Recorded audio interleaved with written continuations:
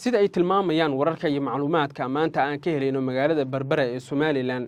magaaladaas waxaa la filayaa inuu goordhow gaaro wasiirka arrimaha dibadda Yuhuudda kaasi oo noqon doona mas'uulkii ugu horeeyay ee Israel ee ka socda Israel ee taga Somaliland ammaanka guud ee magaalada Berbera ayaa si weyn loo adkeeyay iyadoo oo wararka iyo macluumaadka la helayo ay tilmaamayaan in wasiirka arrimaha dibadda Somaliland uu halkaasi booqan doono Berbera ayuu tagi doonaa wuxuuna soo indhayn doonaa saldhig ay Somaliland rabto inay halkaasi Israel ka siiso waxaana xogaha la helaya ay tilmaamayaan in dawladda Soomaaliya ay il gaaro ku hayso diyaaradda halka ka degaysa iyadoo oo diyaaradda lagu amri doono inay dib ugu laabato halka ay ka timid hadii ay taasi suurtagali weydana in dawladda Soomaaliya ay si weyn u cambaareyso ficilada halkaasi ay ka sameynayso Israel mas'uulkan tagi doona Berbera ee ka socda Israel ayay dad badan aaminsan yihiin inuu yahay mid si weyn ugu dhow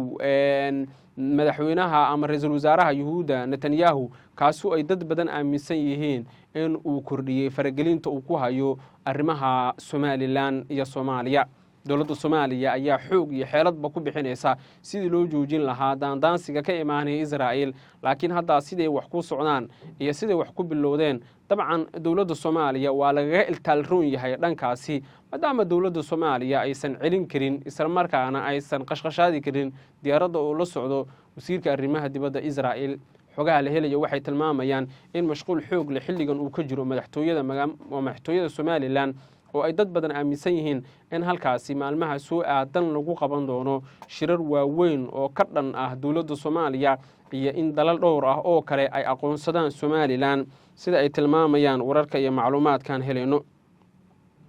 waxay ku soo kordha saaxiibayaal warkan waa inoo wararkeena dambe markan qodobadeena kale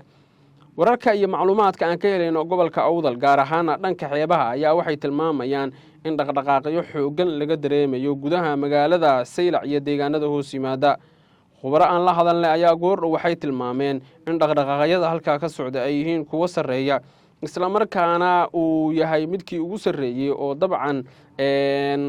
dhaqdhaqaaqyo ah inta la og yahay xubno aan la hadalnay qaarkood waxay inoo sheegeen in tan ay tahay tii ugu weyneed ee ku saabsan ama dhaqdhaqaaqi ugu weynaa ee ku saabsan iska caabin ama dagaalo halkaasi ka dhaca sababtoo ah dhaqdhaqaaqyada halka ka socdo ay wadaan beesha Ciise iyo beesha Samaroon ayaa waxay yihiin kuwa sareeya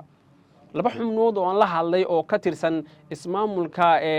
Ciise waxay ii sheegeen in ay weerar ku qaadi doonaan Saylac oo ay soo afjari doonaan cid walba oo nabadgelyadooda caqabad ku ah Israel inay ama aan dhahe hadii markaasi dagaal kale uu ka dhaco tuulooyinka Heemaal iyo Habaas dad badan waxay aaminsan yihiin in tani ay tahay waxa ugu weyn oo markan ay qaadi lahaayeen talaabooyin ah taasi oo ay dad badan aaminsan yihiin inay xaaladda dab kale ku sii shidi doonto Ciisaha iyo Samaroonka dagaalkoodu wali ma dhammaan waxaana dad badan ay aaminsan yihiin in dagaalada halka ka socda ay yihiin kuwa xargaha goostay oo waliba gaaray halkii ugu sareeyay iyadoo oo markaa ka dambeysana la arkayo isku dhacyo ciidan oo dhinac walba ah oo ay dad badan aaminsan yihiin inay xaaladda uga sii dari karaan haddii aan si degdeg ah xal looga gaarin waxyaabaha la isku hayo ay dad badan aaminsan yihiin inay yihiin waxyaabaha udubdhaxaadka u ah in khilaafaadkan halkaasi uu gaaro si walbaba ha ahaatee Djibouti iyo Somaliland ayaa sidoo kale lagu kala eedeynaya in ay qashqashaadayaan colaadaha halkaasi ka taagan dhinacyadan hub iskugu dhiibayaan laakiin baaris aan sameeyay ayaan ku ogaaday in Djibouti aysan wax faragelin ku hayn arrimaha gudaha Somaliland gaar ahaan dhanka xeebaha oo la leeyahay beesha Ciise ayay hubeynayaan qodobkeena ugu dambeeyana beelweynta Maxamuud Garaad ee dhulbahante ayaa la soo warinayaa inay si weyn uga caroodeen falal aan muddo oo lagu eedeynayo ciidanka dawlad goboleedka Puntland inay ka sameeyeen gudaha iyo banaanka magaalada la yiraahdo Buuhoodle waxa laga dareemayaa dhaqdhaqaaqyo xoogan oo dhanka ciidamada ah waxaana laga cabsi qabaa isku dhacyo ah ciidanka Maxamuud Garaad iyo sidoo kale ciidanka Somaliland iyo sidoo kale ciidanka maamulka waqooyi bari dhinacyada ayaa